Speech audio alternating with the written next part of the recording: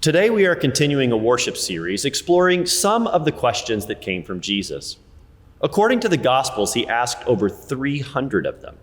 And while some are repeats, that is still a lot of questions. And there's no way we could get to them all, so we've pulled out just a few for us to look at during this summer series. Today's question comes from a familiar parable found in the Gospel of Matthew. What do you think? If a man owns 100 sheep and one of them wanders away, will he not leave the 99 on the hills and go to look for the one that wandered off? And if he finds it, truly I tell you, he is happier about that one sheep than about the 99 that did not wander off. In the same way, your God in heaven is not willing that any of these little ones should perish. So here's our question for the day. If a man owns 100 sheep and one of them wanders away, will he not leave the 99 on the hills and go look for the one that wandered off? Now, the first thing I want to point out about this question is that it is a rhetorical one. Jesus is not asking for people to raise their hands if they wouldn't go out and search for the sheep that has been lost. The answer is assumed. They would all go. This is what shepherds do. Not only that, but the response upon finding the sheep is assumed as well. The shepherd rejoices. So much so that he is happier about that one sheep than the 99 that did not wander off.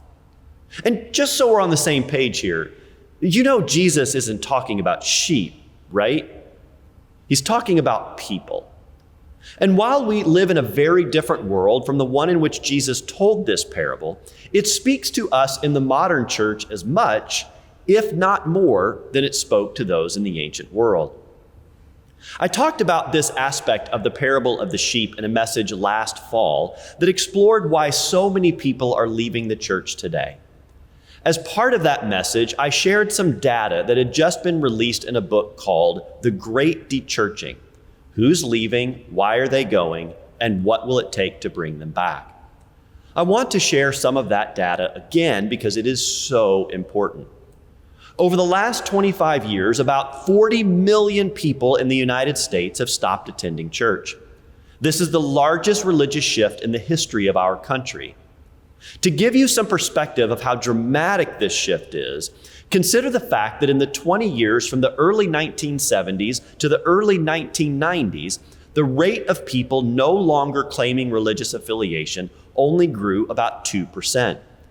Since then, that rate has jumped to between 1 and 2 percentage points a year. Here's a chart that reflects this change. It starts with the year 1900 on the left and the year 2025 on the right. You can see a bit of a jump in the 1960s, but then it holds, increasing only 2% over the 20 years that followed. Then in the mid-1990s, it spikes. And from what the research shows, the only thing that is going to slow the trend is the fact that eventually there just won't be enough people to sustain this rate of departure. And this decline recently hit a significant marker. For the first time in the 8 decades that Gallup polling has tracked church attendance, membership rates for adults in America has dropped to less than 50%. While people have stopped attending church for multiple reasons, there is no denying that one of the biggest reasons they are doing so is because of the church itself. According to the research, here are some of the most common reasons given for leaving. Now, these are in no particular order. Physical and spiritual abuse, hypocrisy, views about and the treatment of the LGBTQ+ community, racism, bigotry, lack of focus on social justice, lack of relevancy, lack of belonging, and political orientation and partisanship. To stick with the image of the parable, modern sheep aren't just wandering off. In far too many cases, they are being chased off, told they don't have a place, and shut out of the sheep pen. What we are experiencing today is far less a sheep problem than it is a shepherd problem. If something doesn't change, if the church in America doesn't change how we do things and how we treat people, the future does not look good. Now, I get that real life is more complicated than parables, but I'm pretty sure Jesus got that too. His point wasn't to suggest that there aren't times when people wander off on their own. His point was that no matter the reason, the job of the shepherd is to care for the flock, and if one goes astray, you go and get them. Now, a real quick but important side note here. This parable is not talking about people who go from one church to another. They have not left the flock. They've just gone from one flock to another. That is not Jesus' concern here. This is about those who are not connected to the church at all, and Jesus makes it clear in this parable and in other places that we must go and find them. But here's the thing. In over 30 years of ministry, every time I preach, teach, or talk about this passage, almost every time I focus on the importance of going out to find people who have been disconnected from the faith community, someone asks, but what about those who are still here? What about the 99? While the parable is clear about where our primary focus belongs, I do understand this question. I get the importance of caring for those who are already part of the church. There is no doubt we need to keep the home fires burning. After all, if we don't have a strong church that is well cared for, our efforts to reach out to those who are disconnected will be in vain, because there will be nothing of meaning for them when they arrive. This is not an either-or situation. It is a both-and situation. But what happens in a lot of churches is that over time, people can get so comfortable with the way things are that they become resistant to change. Churches even become resistant to growth, especially if the growth is found in people who are different from us. If we aren't careful, our personal preferences become our priorities, and anything that challenges those preferences is seen as a threat. I've not only felt those pressures professionally, but I've experienced them personally. The church is not what it was when I was growing up, and there are things I miss so much about the way things used to be. There are even times I've struggled to rejoice in some of the great things that have happened in the churches I've served, because as wonderful as they are, I've had to let something go in order to get there.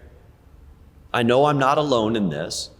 I've heard similar feelings from people in every church I've served, including this one. Sometimes our grief over the loss of what was makes it hard to celebrate the joy of what is and what could be. Jesus knew this was going to be the case. He knew we were going to struggle with this kind of thing. That's why he told this parable. He's warning us about the temptation of becoming so focused on the flock that we forget that the primary mission of the church is one of service to those beyond these walls. He's also making it clear that there really isn't a choice here. When a child of God is separated from the flock, they become our focus. We are called to do whatever it takes to find them and welcome them home. And we are called to rejoice every single time it happens. As clear as this message is in Matthew, it is even more clear in the Gospel of Luke. According to Luke, after Jesus told the parable of the sheep, he told a parable about a woman who had 10 coins but lost one of them. She searched tirelessly until she found it, and when she did, she invited all her friends and neighbors to come rejoice with her. And then Jesus goes right into another familiar parable. This one about a young man who demands that his father give him his part of the inheritance. Upon receiving that inheritance, the young man left home and spent all his inheritance enjoying life and having fun. Then when he ran out of money, he had no choice but to return home. When he did so, his father saw him coming from a long way off and ran to him, embracing him and welcoming him home. The son confessed what he had done, but the father was not worried about that. He was just so filled with joy about the return of his son that he threw a party in celebration. While all of this was happening, the other son, the older one, had been out working in the fields. When he came back, he heard the music and rejoicing, so he asked what was going on. When he was told that his younger brother had returned and that his father was throwing a big celebration, the older brother grew angry and refused to join the party. The father tried to encourage him to come in, but the older son refused, saying, "All these years I have stayed home and worked so hard for this family and for this place, and yet you have never thrown a party for me. And yet my brother who left, who squandered your money, has returned, and you throw him a huge celebration." Hearing his pain, the father said to him, "You are always with me, and everything I have is yours. But your brother was gone. I thought I'd never see him again, and he's back." While it can be hard to admit, sometimes we are like the older brother. Even though we know the call of the gospel is to go out and find those who have been separated and excluded from the church, it can feel like we are throwing a party for the newcomer while not celebrating the 99 who stayed behind and who have given so much to make the church what it is. But here's the thing, especially for those of us who've been part of the church for a long time. While it is true that we've been here, worked hard, given so much, and done all the things we thought were right, we've also benefited from the community of faith in so many incredible ways. We've built relationships that sustain us during the journey of life and of faith. We are part of small groups and other ministries that have changed our lives. We've made friends that have become family. Our children have been raised in a community that cared for them, that taught them about the love of Jesus through children and youth ministries, camps, mission trips, and other experiences. We know how beneficial it is to have a faith community where we find purpose, meaning, and belonging. And one of the greatest gifts the church has to offer is that even when those things change, the relationships we've made are still there. That is our inheritance, and no one can take it away from us. What the father said to the older son is what Jesus is trying to say to us. Everything I have is yours. It always has been and always will be. You've got everything you need. But your sibling was gone, and I thought I'd never see them again, and they've come back. One of the interesting things about this story is that we don't know what the older son did next. Did he go to the party, or did he stay outside? Did he embrace his brother with open arms, or did he continue to resent his presence? I think Jesus didn't finish the story because he's left the ending to us. Will we go to the party, or will we stay outside? Will we embrace our returning siblings, or will we resent their presence? Will we mourn what was, or will we rejoice in what is and what could be? I don't know about you, but I'm going to the party because I'm confident that's where I'll find Jesus. I hope you'll join me. Amen.